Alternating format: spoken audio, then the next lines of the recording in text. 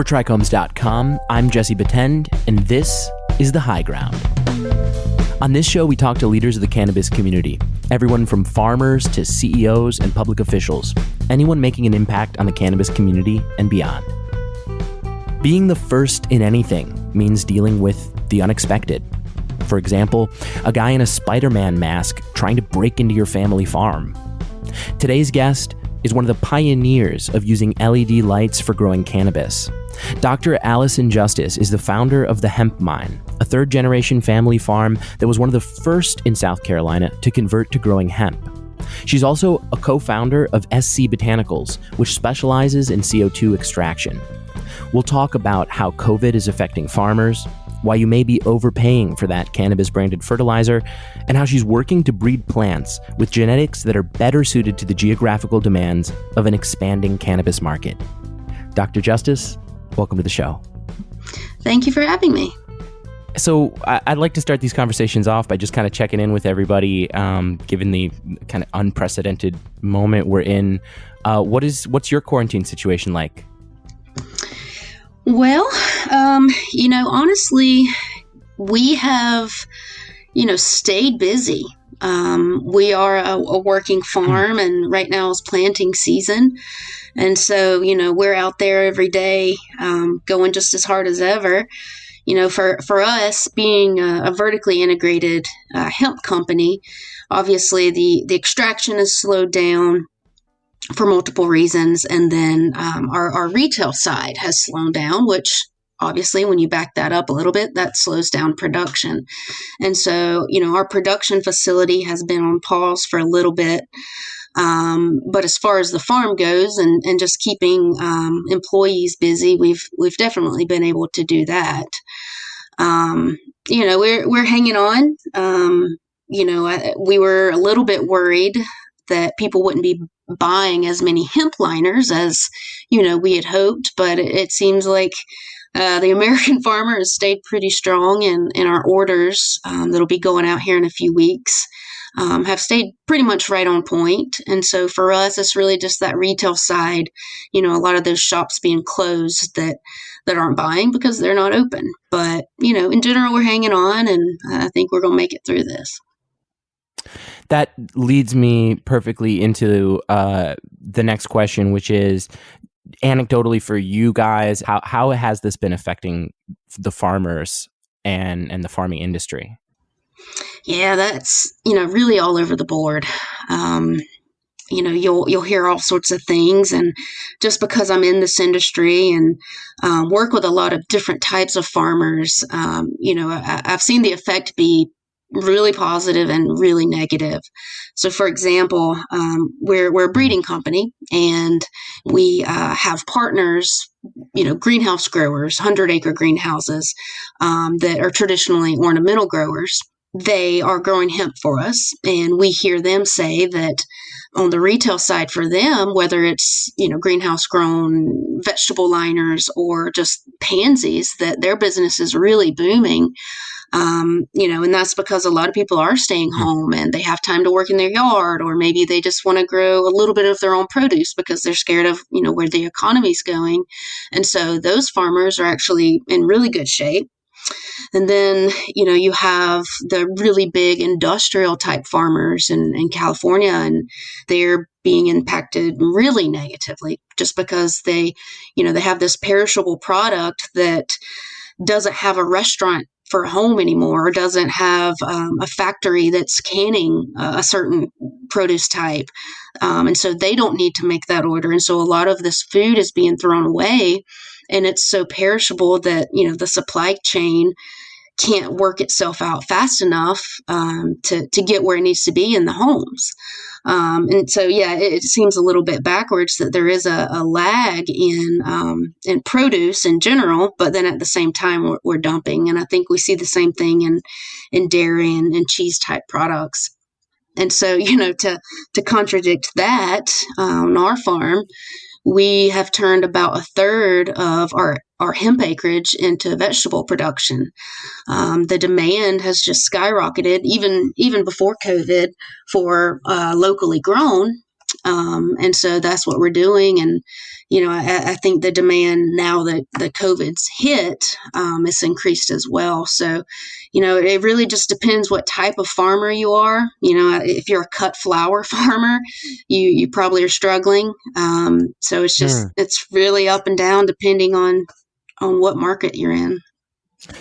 We're hearing a lot of talk about, coming out of this, that there may not be a return to normal as such, or there's a new normal. A lot of these terms are kind of being thrown around, and, I can't predict the future, but are you, as a farmer, thinking about supply and line differently, or does this kind of create a need for us as a society to think about that supply chain a little bit differently and maybe double down on locally grown things going forward in a totally new way?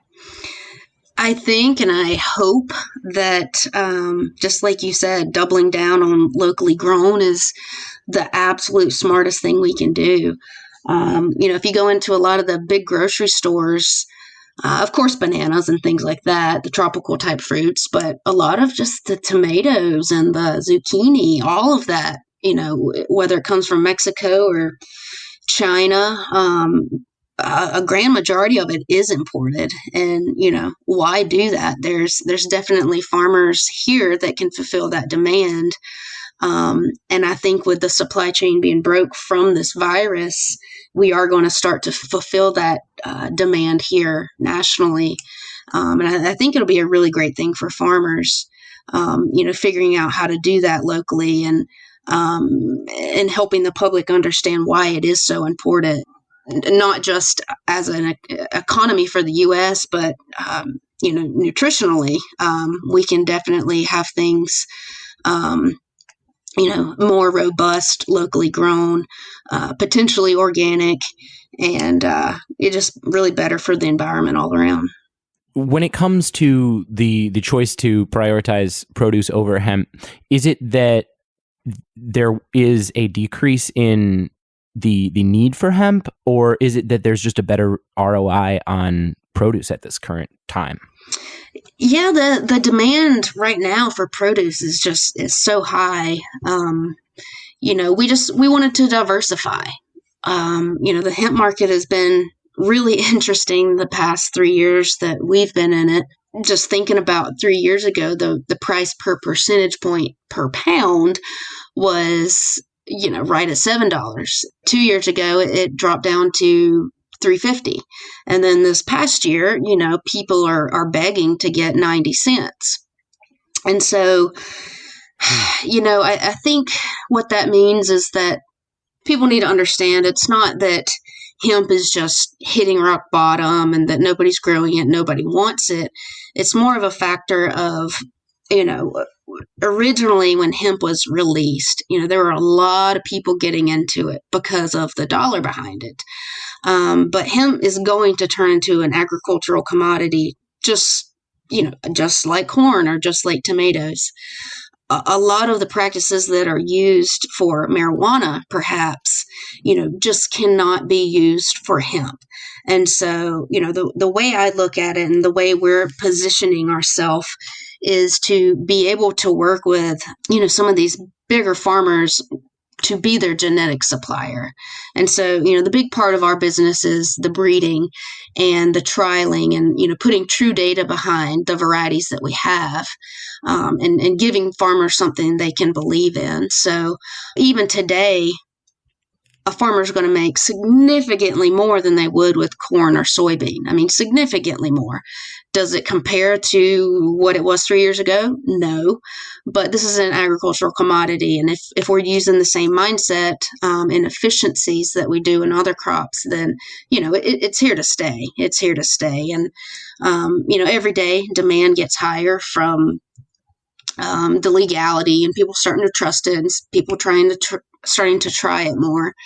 And so it's, it's an interesting market to be in, just, seeing how it shaped out. I don't think anybody ever guessed that it would drop as fast as it did. But we've got to think about this like farmers and go about it in that sort of way. That's a perfect segue into your story, because your family were one of the very first licensed growers out in South Carolina. And I want to touch on not just that, but obviously your background in science. But correct me if I'm wrong. I think it kind of all begins with plants and with the love of plants. I've heard you say that you were born with a green thumb. Can you talk a little bit about that? Yeah. So the land we farm on right now is, I'm the third generation. And so my grandparents lived here as well. They were cotton farmers. They did soy. My parents converted it to cattle. Then we converted it to greenhouse production on part of the land. And now we're in hemp. We did hay as well. And so, I've just always been around plants my whole life. And, that's talking about the farm we're on now. My mom also had a ornamental tree farm in Georgia, just really only about 30 minutes away. So, every holiday, every evening, any time off, I was doing something with plants. And so, that set me on the path of wanting to continue to do it. I had a love for it, and went to school, I found I really had a love for science. I guess you could say I had a lot of curiosity, and I love trying to figure things out. And so ended up getting my PhD at Clemson in horticulture. Like I said, I love I love trying to figure things out. So that eventually took me out to California. I did consulting for a while, popped back and forth, but eventually took me to California, where I worked with Outco for about 3.5 years. Outco is a San Diego vertically integrated marijuana company, and did a ton of research out there, specifically in lighting, and looking at how much light can we apply, how does that affect yield, and then on top of that, just that general question that a lot of people at the time would refuse to believe or try, is that you can flower under LEDs. And we proved that absolutely can happen, and depending on the situation you're in, can have a great ROI. And so, that was a big step. Now you see LEDs everywhere, and it's really great to see. Did a lot of work with drying and curing, because I think even more so than just cultivation, there's a lot less known. And that's super appealing to me. When I was in grad school, my focus was basically floriculture. And so I spent a lot of time studying, if we're shipping cuttings, unrooted cuttings or clones, you could call it, what's happening to those cuttings, what gases are they releasing? It's all a plant. And so I was able to apply some of that I've learned to cannabis and hemp, and be able to figure out what's going on in post-harvest. But about halfway through being in California, South Carolina released the permits to grow hemp. And so, again, my family being farmers, I encouraged them to apply. And they got one of the first 20 licenses in the state. So that was super exciting at the time. It was, under my mom's name, and she was the only female, and that was super cool as well. Yeah, I was spending a lot of time bouncing back and forth from San Diego to South Carolina, and eventually it was just going so well, and of course I miss my family, and so it was just time to move back and just take a run with hemp. So tell me about convincing mom to convert to being a hemp farm. Did she take the idea right away? Yeah. So after dropping the bomb that I was moving to California to grow marijuana, this was much welcomed. If you're going to do it in my house, I guess. Yeah. So, me saying, hey, why don't we do this? I think maybe in the back of her mind, she thought, well, eventually she might come back if we start doing this. And she was right. So it was not Yeah. So it wasn't hard to convince her. She loves growing, and she, being a southern anybody, man, woman from the South, marijuana in general doesn't have the best stigma. And so she would visit a lot in California, and she got to understand that it's a plant and it does help people with certain problems. And when you compare it to alcohol, the effects, it's unrelatable. And so, she got it. And she understood that, hemp is even more safe. And so for her, under being able to understand the science behind the plant and how it works and how it affects the body, she was all on board. For her, at this point, it's an agricultural crop we're growing.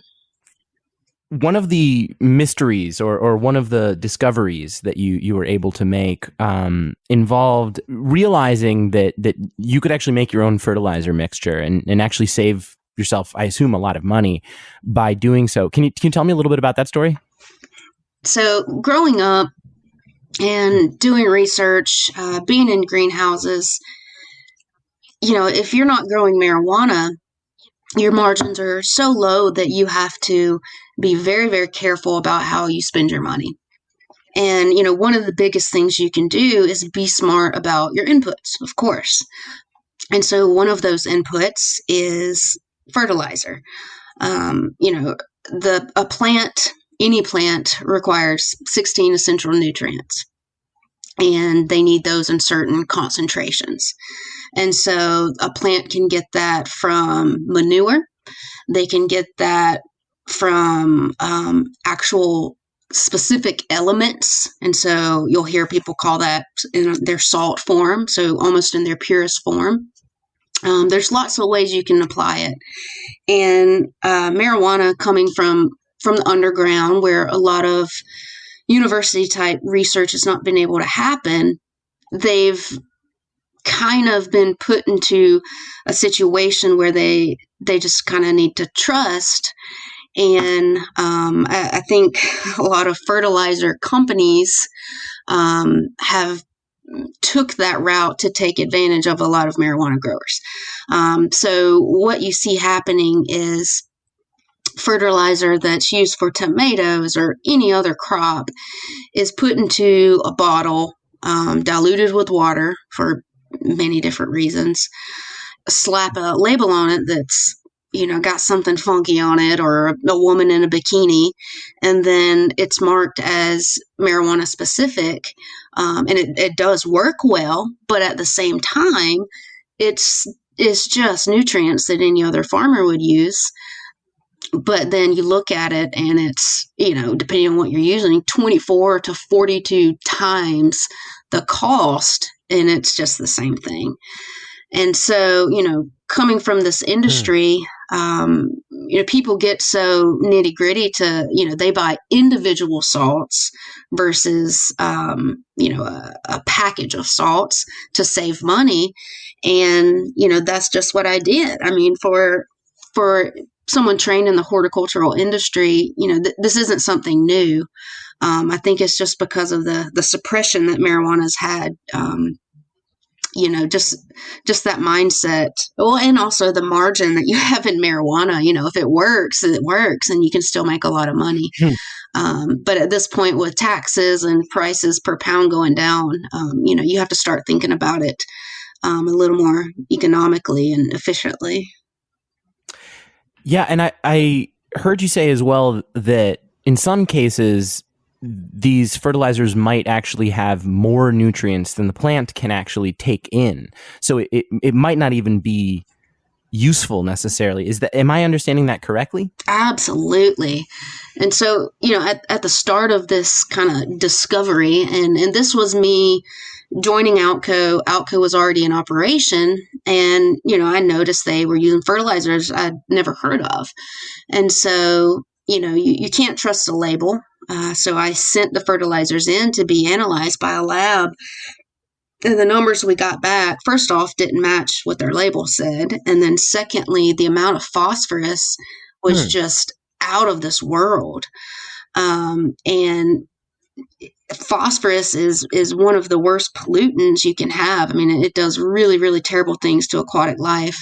And the thing is, you don't need that much phosphorus, just to kind of put it in a concept, most plants, if they get over 8 parts per million phosphorus, the rest is just washed out. I mean, just kind of think about it like you taking a vitamin. If you already have a certain amount in your body, the rest is just going to come out the other end. And so it's the same thing for plants, where we're either leaching it out because, when I got the reports back, it was 100 parts per million versus 8.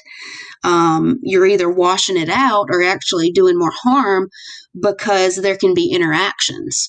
If you're getting too much of one nutrient, a different nutrient can be tied up and then not used. And so it's wild because on the plant, you'll see it looks like it has phosphorus deficiency, but it's actually because you're applying too much phosphorus and something's being blocked out. What it all comes down to is, yes, the plant needs more phosphorus when it's flowering. That's just a general thing for plants, but not to that extent. One lesson we had to learn pretty tough was that more is not always better. And so, there is a just right, and that's what we found with cannabis, and that's the fact for all plants. What were the kinds of differences that you were finding between the label and the actual packaged product? Just concentrations.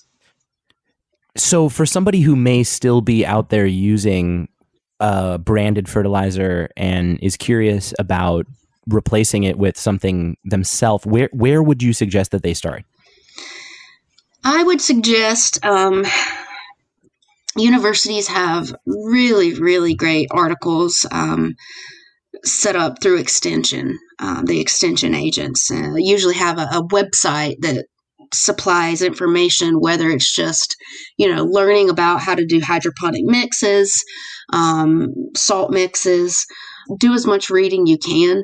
Just Google, type hydroponic solutions.edu, and you'll get all sorts of good hits from many, many universities around the country. I think that's the best bet for kind of educating yourself of where these concentrations of nutrients should be. And then at the same time, go to your agricultural store. Don't go to the hydro shop. Go to the shop that the farmers go to and see what they're using. And, whether it's Jack's fertilizer or Peter's, one of those really traditional, it is branded, but it's not branded for marijuana. A lot of those fertilizers work, and they have all sorts of combinations that, you can pick one that's suitable for marijuana or hemp.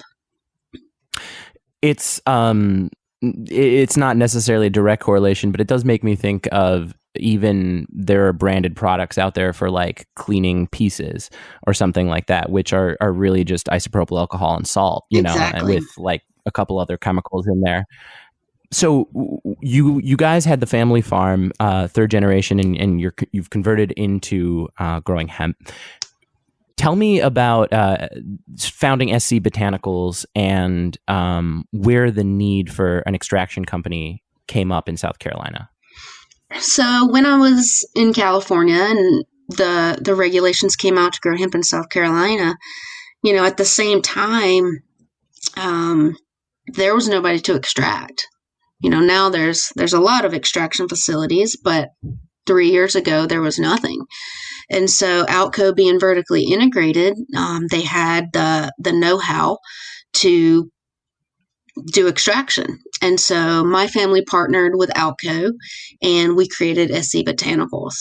And so SC Botanicals is a CO2 supercritical extraction facility, and we also do THC remediation.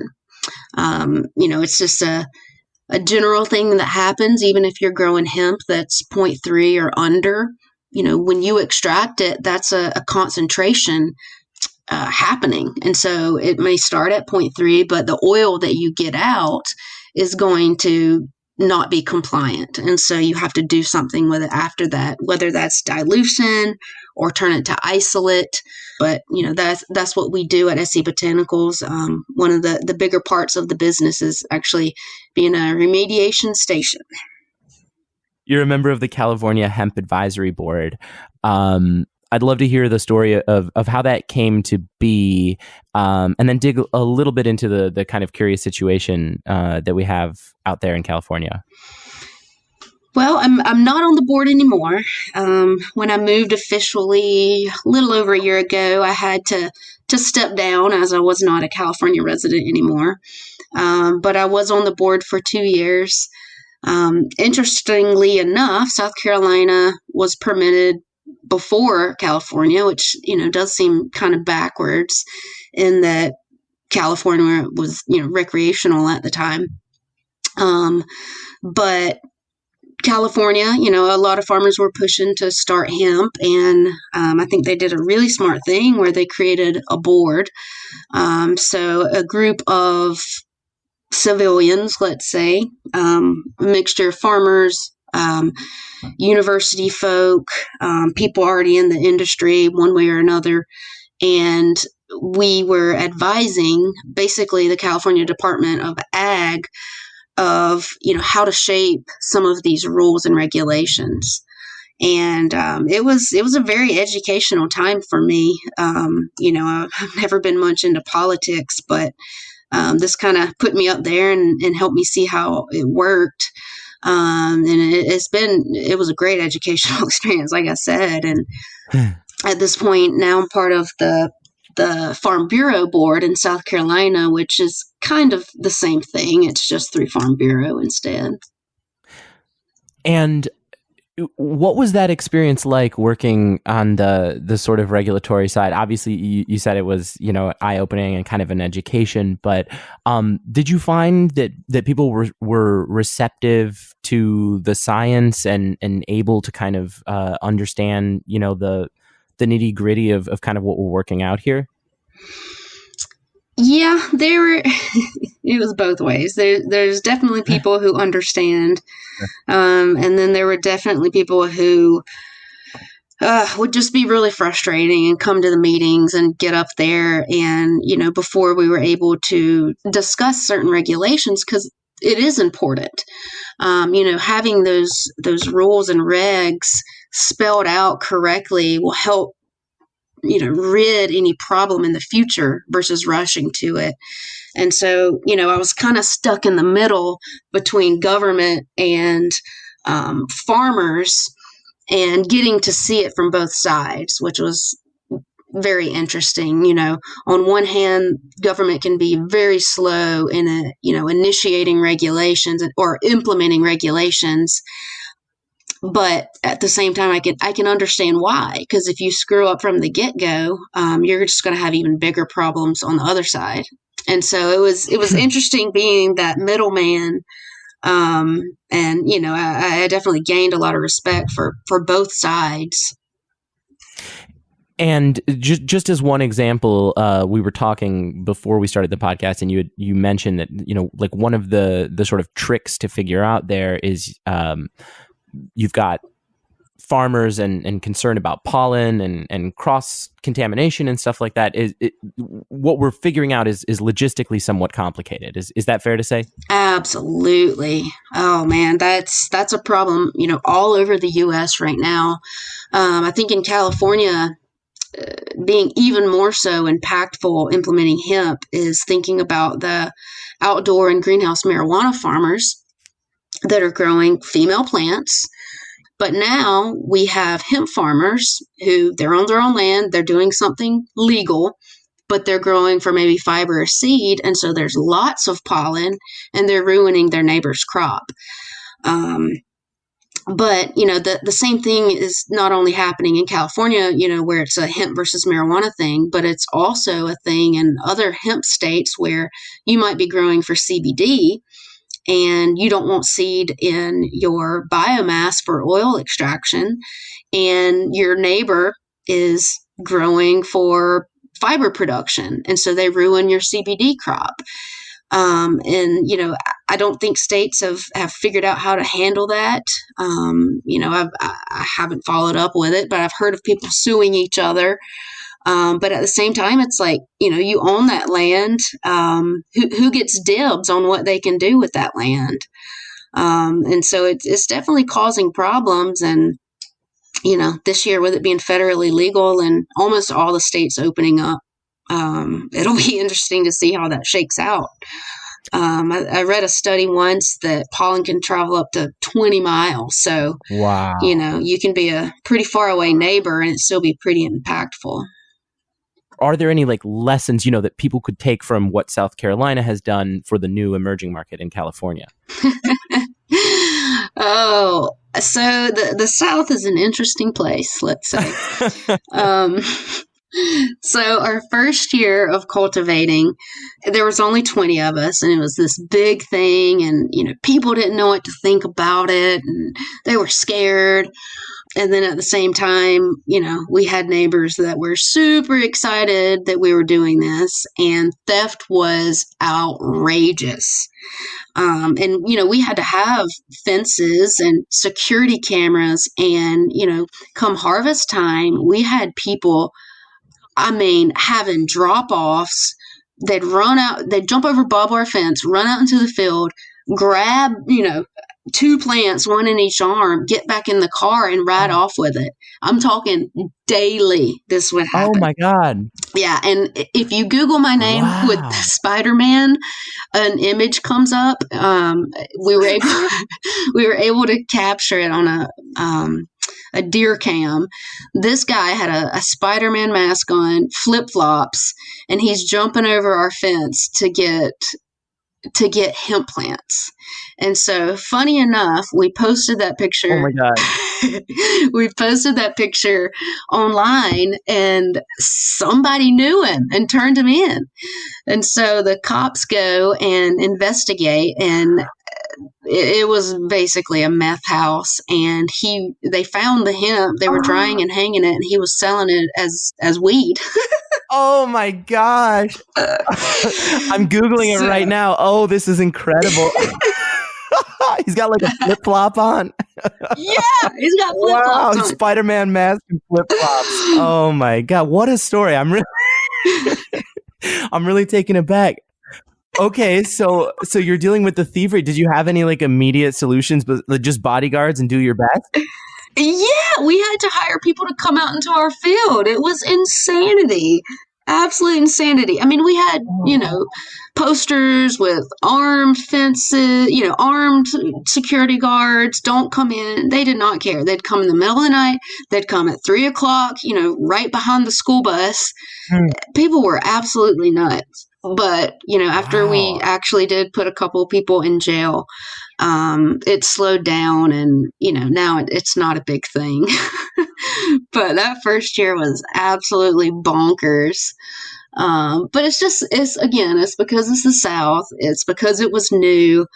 In California, there's marijuana outside. Nobody's going to be messing with anybody's hemp. So I don't think they're going to have to learn that hard lesson.